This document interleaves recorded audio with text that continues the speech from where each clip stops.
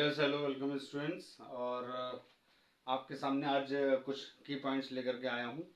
ठीक है, class 11th के लिए भी है और साथ ही साथ नीट वालों के लिए भी है, नीट वाले बच्चे जो प्रिपरेशन कर रहे हैं। तो ये सारे के सारे जो आपके 7 पॉइंट्स हैं यहाँ पर सारे बहुत इंपॉर्टेंट हैं और क्वेश्चन जो है ये आपका आगे चलकर भी काफ़ी आपके लिए हेल्पफुल रहेंगे। तो समझ लेते हैं। ठीक है, स्टार्ट करते हैं बच्चों। तो सबसे पहले बात आती है टेक्सोनॉमी की। तो टेक्सोनॉमी के बारे में यहाँ पर जो लिखा हुआ है पहले उसको देख लेते हैं। Science of classification of living organism, यानी कि ये क्या है, एक साइंस है जिसमें आपको कंप्लीट नॉलेज मिलती है, पूरी संपूर्ण जानकारी मिलती है किसके बारे में, लिविंग ऑर्गेनिज्म के क्लासिफिकेशन के बारे में। अब ये क्लासिफिकेशन क्या होता है? क्लासिफिकेशन का मतलब हो गया वर्गीकृत करना, यानी कि ग्रुप करना। ठीक है ना, ग्रुपिंग जैसे आप कह सकते हो। तो ये एक साइंस है, पूरी कंप्लीट आपकी डिटेलिंग शो करती है किसके बारे में, जीव जंतुओं के बारे में। कि मतलब कोई भी अगर मतलब जीव है तो उसके अंदर मतलब क्या उसकी खासियत है, बिहेवियर उसका कैसा है, कैसा रहता है, किस तरह से मतलब एनवायरनमेंट पसंद करता है। ठीक है, तो हर एक चीज़ के बारे में समझने के बाद और उन उसके बाद फिर जो है क्या करना, क्लासिफाई करना, यानी कि वर्गीकृत कर देना। ठीक है, उस कंप्लीट साइंस को हम बोलते हैं टेक्सोनॉमी। तो कंफ्यूज मत होइएगा, टेक्सोनॉमी क्या है? एक तरह से क्लासिफिकेशन ऑफ लिविंग ऑर्गेनिज्म है। ठीक है, according to the habitat, behavior, ठीक है, एंड देयर हिस्ट्री, मतलब उनकी हिस्ट्री के हिसाब से भी, मतलब कि किस तरह से उनका एवोल्यूशन वगैरह हुआ है। तो फिलहाल इसके बारे में अभी इतना ही समझ लीजिए, बाकी और मैं धीरे धीरे आपको समझाता रहूंगा जैसे हम आगे बढ़ते जाएंगे। ठीक है, और क्लियर करूंगा आपको मैं। तो ये हो गया आइडेंटिफिकेशन। नंबर 2 के बारे में आप देख लिए कि आइडेंटिफिकेशन का होता क्या है। वैसे मैं सिंपली आपको बता देता हूँ। आइडेंटिफाई का मतलब आप जानते हैं, जैसे आपका आईडी कार्ड होते हैं, यानी कि जिसमें सभी बारे में उनकी जानकारी दी जाती है। तो ऐसे ही यहाँ पर हम अगर देखें बायोलॉजी के अंदर कि ये टर्म का मतलब क्या है, तो यहाँ पर एक तरह से आप पता कर रहे हो कि ऑर्गेनिज्म के बारे में, यानी उसका नाम क्या है, कल्चर क्या है उसका। तो ये सारी चीजें जो है वो कहीं ना कहीं आइडेंटिफिकेशन में पता लग जाती है। जैसे कि इसमें लिखा हुआ है कि हम, ये वो प्रक्रिया है जिसके द्वारा हम डिटरमाइन करते हैं, जानते हैं क्या, ऑर्गेनिज्म का नाम। ठीक।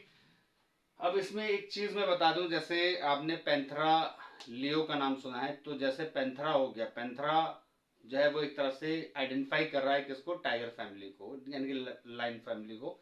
तो ये पॉइंट आपको समझ में आना चाहिए। ऐसे ही फैलिडी है, यानी कि उसमें भी आप अगर देखें तो कैट्स वगैरह को वो करते हैं, आइडेंटिफाई कर रहे हैं, मतलब इससे आप पता लगा रहे हैं कि हाँ भाई ये जो जीव है वो किस समूह से, किस वर्ग से मतलब उस मतलब कनेक्टेड है। ठीक है ना, मतलब किस उससे उत्पत्ति है, ये आप कह सकते हैं। तो अब उसके बाद ये आइडेंटिफिकेशन हो गया आपका। नॉमेनक्लेचर में अगर हम देखें तो नाम देने की बात आती है यहाँ पर। अब ये समझिए क्या है, rules and conventions for naming the organism. तो अब क्योंकि काफी कुछ चीजें इसमें थोड़ा बहुत आप लोग को कंफ्यूजन हो सकता है कि यार ये एक्चुअल में ये हो क्या रहा है, कि टेक्सोनॉमी तो चलो समझ में आ गया भाई, एक तरह से क्लासिफिकेशन हो गया, यानी कि ग्रुपिंग हो गई। ये पहला पॉइंट आपको क्लियर हो गया।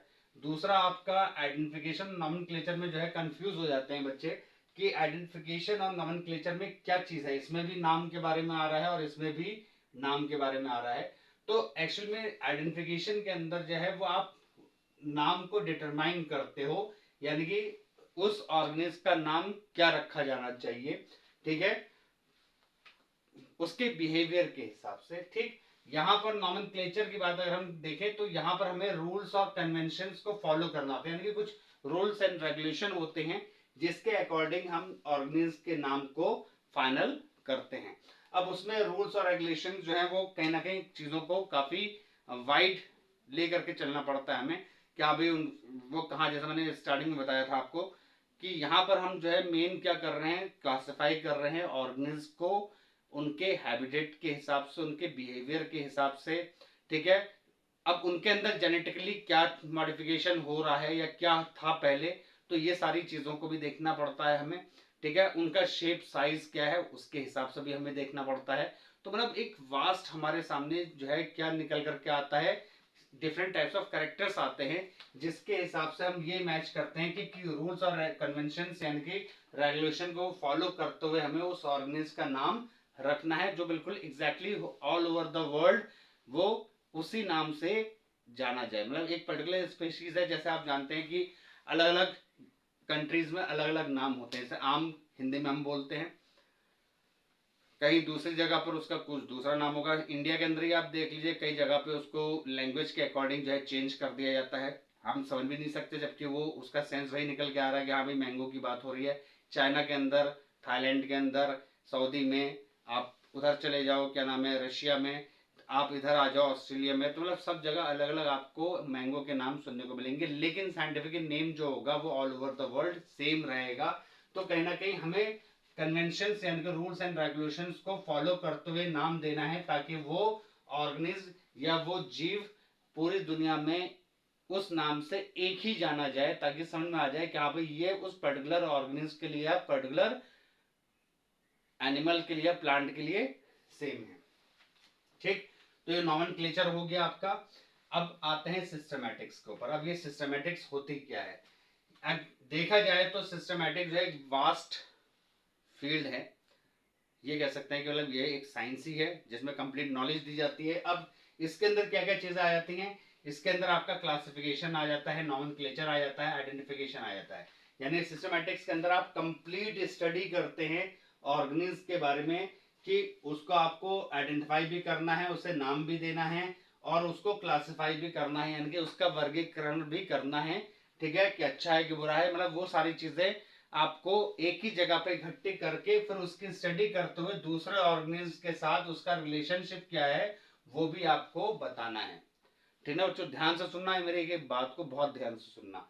ठीक है, मैंने ऊपर एक कंफ्यूजन दूर कर रहा है आपका, यहाँ पर भी आपको मैंने बता दिया कि सिस्टमैटिक जो है क्लासिफिकेशन, नॉमेनक्लेचर, आइडेंटिफिकेशन का पूरा एक मिला जुला ही संगम है। और ये सब चीजों को मिला करके सिस्टमैटिक बना, जिसमें हम उनके बारे में तो समझते ही हैं, साथ ही साथ हम एक दूसरे का संबंध भी जानते हैं, किसका, जीवों का, मतलब उनका एक दूसरे से क्या रिलेशन है। ठीक है, तो ये सारी चीजें आपको देखने को मिलती हैं किसके अंदर, सिस्टमैटिक्स के अंदर। ठीक, अब आते हैं क्लासिफिकेशन के अंदर। क्लासिफिकेशन क्या होता है बेटा? It is a grouping of organism based on characteristics and evolutionary relationships. ठीक है, तो यहाँ पर ये जो पॉइंट है ये इंपॉर्टेंट है। क्लासिफिकेशन का मतलब क्या होता है? वर्गीकरण करना। जैसे क्लासिफाई स्टूडेंट्स होते हैं या टीचर्स भी होते हैं। भाई आप अगर देखें तो एग्जाम्पल में, अरे यार वो टीचर जो है इतना अच्छा नहीं पढ़ाता, वो अच्छा पढ़ाता है, तो आपने क्या कर दिया, क्लासिफाई कर दिया good teacher and bad teacher में। जो बैड तो हर कोई नहीं होता, सबका अपना अपना तरीका होता है पढ़ाने का। जैसे बच्चे भी हमारी नज़र में कोई बुरा नहीं है, सबकी अपनी अपनी कैपेबिलिटी होती है। कोई अच्छा अच्छी तरह से ग्रैब कर लेता है, कोई थोड़ा लेट करता है। तो मैं नहीं मानता, देखो हर तरह के लोग हैं बेटा। ठीक है, ये पॉइंट आपको याद होना चाहिए, किसी को आप गलत मत बोलो। ठीक है, हाँ, होता क्या है, अरे सर उनका तो अच्छा समझ में आता है, इनका थोड़ा आता है समझ में, लेट आता है समझ में। ऐसे हम भी कहते हैं वो बच्चा जल्दी ग्रैब कर लेता है, वो थोड़ा लेट करता है, लेकिन सबकी अपनी अपनी कैपेबिलिटीज हैं। ठीक, तो ये एक तरह से क्या हो गया, क्लासिफिकेशन हो गया। हाँ, टीचर्स का भी हो गया और स्टूडेंट्स का भी हो गया। तो इस तरह से हम समझ सकते हैं। तो यहाँ पर ग्रुपिंग तो हमने कर दी कैरेक्टर के हिसाब से, लेकिन साथ ही साथ इवोल्यूशनरी रिलेशनशिप की बात अगर कर लें तो ये पूरी कंप्लीट हिस्ट्री चली गई। ठीक है, अब हिस्ट्री क्या चली गई कि कैसे अच्छे टीचर्स जो आ रहे हैं वो उनका बैकग्राउंड क्या था। मैं समझाने के लिए बता रहा हूँ बेटा, ऐसी जीवों के लिए भी आ गया। तो जैसे भाई उनका बैकग्राउंड क्या था, मतलब उनके बैकग्राउंड में कितने टीचर्स रहे होंगे, उन्होंने कहाँ से स्टडी करी, क्या इन्होंने पढ़ा, उनको और टीचर्स कैसे मिले, कहाँ से नॉलेज और ज़्यादा उन्होंने एक्वायर करी। ठीक है, अब वो कैसा पढ़ा रहे हैं, तो मतलब ये पूरा एक इवोल्यूशनरी हिस्ट्री आ गया निकल कर। ऐसे ही क्या निकल करके आ गया, जीवों के लिए भी आ गया। ठीक, जैसे बैक्टीरिया के बारे में कहा जाता है कि भाई लाखों करोड़ों साल पुराने हैं। ठीक है, तो वो उनकी इवोल्यूशनरी हिस्ट्री भी आ गई साथ में, और साथ ही साथ उनका कैरेक्टरिस्टिक्स। ठीक है, जैसे जैसे टाइम आपका आगे बढ़ता जा रहा है, वैसे जो उनके अंदर मॉडिफिकेशन भी आते जा रहे हैं, यानी उनके कैरेक्टरिस्टिक्स में चेंज भी हो रहा है, मॉडिफिकेशन भी हो रहा है। और साथ ही साथ उनका जो इवोल्यूशनरी रिलेशनशिप है, यानी कि आप ये कह लो कि जो उनकी उत्पत्ति का जो आपस में रिलेशनशिप जो हो रहा है वो किस तरह का है, वो भी आपको समझाया जा रहा है यहाँ पर। ठीक है, तो इवोल्यूशनरी हिस्ट्री की बात कर रहे हैं, और साथ ही साथ यहाँ पर रिलेशनशिप की बात कर रहे हैं, किसकी, ऑर्गेनिज्म की, कि एक दूसरे के साथ उनका किस तरह से व्यवहार रहेगा, पुराना जब से उनकी उत्पत्ति हुई तब से लेकर के अब तक क्या उनके बीच में रिलेशन हुआ, क्या डेवलपमेंट्स हुए, क्या उनका नुकसान हुआ, क्या उनका फायदा हुआ, वो सारी चीजें इसके अंदर एक जगह इकट्ठी करके उनकी स्टडी करी जाती है। ठीक है, और ये आता है आपका क्लासिफिकेशन के अंदर। उसी हिसाब से आप अच्छा और बुरे को क्लासिफाई भी कर सकते हैं, वर्गीकृत भी कर सकते हैं, और आप उनके बारे में पूरा रिलेशनशिप भी निकाल सकते हो, जैसे कि अभी मैंने समझाने की कोशिश करी। ठीक है, उसको और डिटेल में बता दूंगा अगर आपको जरूरत पड़ेगी, ऐसा कोई टफ नहीं है, इजी है टॉपिक बेटा। ठीक है, बस होता है कि आप लोगों को ज्यादा से ज्यादा समझाने की कोशिश करता हूँ। ठीक है, कम टाइम के अंदर।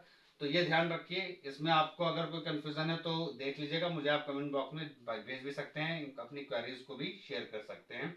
फिर से एक बार बता देता हूँ, क्लासिफिकेशन में आप उनके गुणों को देखते हुए, किसको, जीवों के गुणों को देखते हुए ग्रुपिंग करते हो, समूह में रखते हो, और साथ ही साथ इवोल्यूशनरी रिलेशनशिप भी देखते हो कि एक दूसरे, मतलब जितने भी हमारे अर्थ में वैरायटीज हैं, बायोडाइवर्सिटीज हैं, ये आपको पता ही है कि विभिन्नताएं बहुत हैं हमारे अर्थ पर। तो आप उनको एक दूसरे से क्या कर सकते हो, रिलेट भी कर सकते हो, कैसे, उनके कैरेक्टर्स के हिसाब के से भी, और उनके इवोल्यूशन के हिसाब से भी, यानी कि कैसे उनकी उत्पत्ति हुई और किस तरह से तब से लेकर के अब तक उनके अंदर क्या क्या चेंजेस आए, ये सारी चीजें आप क्लासिफिकेशन के अंदर देखते हुए चलते हो, पढ़ते हुए चलते हो। ठीक है, तो ये सारे पॉइंट्स अभी तक क्लियर हो गए। अब आते हैं नेक्स्ट 6 पॉइंट पर, and that is binomial nomenclature. जैसे कि नाम से ही आपको पता चल रहा है, बाइनोमियल, बाई का हो गया दो, और नोमियल का हो गया एक तरह से नाम, यानी कि दो नाम को मिला करके कंप्लीट नाम तैयार करना, जो बिल्कुल यूनिक होगा, जो all over the world same रहेगा, जैसे कि मैंने आपको ऊपर एक हिंट दिया था। अब यहाँ पर पढ़ लेते हैं पहले, बाइनोमियल नॉमेनक्लेचर होता क्या है। ये एक सिस्टम है, ठीक है, क्या है, of naming organism using two part name consisting of genus and species. ठीक है, तो यहाँ पर दो नाम जोड़ दिया, जीनस और स्पीशीज से मिलाकर के, जैसा भी मैंने आपको ऊपर बताया भी था। ठीक है, पैंथरा लियो और फेलिडी वाला जो आपको बताया था, जैसा भी मैंगोफेरा इंडिका मैंगो का नाम है। ठीक है, मैंगोफेरा मैंगो से रिलेटेड हो गया। ठीक है, मैंगो फैमिली से आ गया। और यहाँ पर जैसे होमो सेपियंस आ गए, होमो सेपियंस दो नाम है, लेकिन है किसके, ह्यूमंस के ही हैं। ठीक है, इसके बारे में मैं डिटेल करूंगा बेटा, अभी आप लोग को सिर्फ इनकी पॉइंट्स मुझे समझाने हैं, जो इनकी टर्म्स है वो समझानी है। ठीक है, यह भी डिटेलिंग होगी, डोंट वरी, आगे जैसे जैसे हम पढ़ेंगे आप लोग समझाता हुआ चलूंगा आप लोगों को। ठीक है, अब यहाँ पर ये पॉइंट आपको समझ आ गया कि दो नाम को देने वाले सिस्टम को हमने बाइनोमियल नॉमेनक्लेचर दे रखा है। ठीक है, ये आपको याद रखना है। ठीक है, अब आते हैं नेक्स्ट टेक्सोनॉमिक हायरार्की के बारे में, कि टेक्सोनॉमिक हायरार्की होती क्या है। तो ये भी एक सिस्टम हो गया। ठीक है, सिस्टम आप जानते ही हो क्या होता है, पूरे एक संस्था को हम कह सकते हैं कि सिस्टमेटिकली काम कर रहा है। ठीक है, संगठित काम कर रहा है। ठीक है, तो यहाँ पर एक संगठित चीजों का हमने क्या करा, मतलब एक क्लासिफिकेशन करा, वर्गीकरण करा संगठित तरीके से। ठीक है, that uses A hierarchical arrangement, जिसमें ऑर्डरली अरेंज होती हैं चीजें, यानी कि इंक्रीजिंग ऑर्डर से डिक्रीजिंग तक हम जाते हैं। तो ये क्या हो गया, एक हायरार्की हो गई आपकी।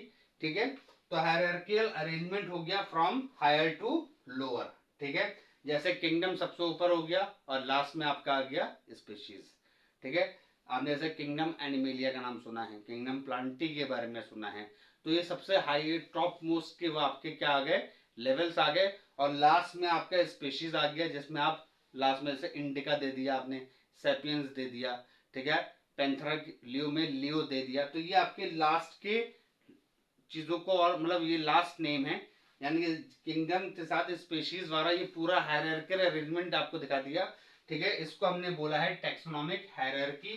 ठीक, इसमें पूरा आपका सिस्टम कंप्लीट कवर कर लिया जाता है, वर्गीकरण कर दिया जाता है, किसके हिसाब से, ऑर्डरली अरेंजमेंट के हिसाब से। ठीक है, फ्रॉम टॉप टू बॉटम। ठीक है, from increasing to decreasing order.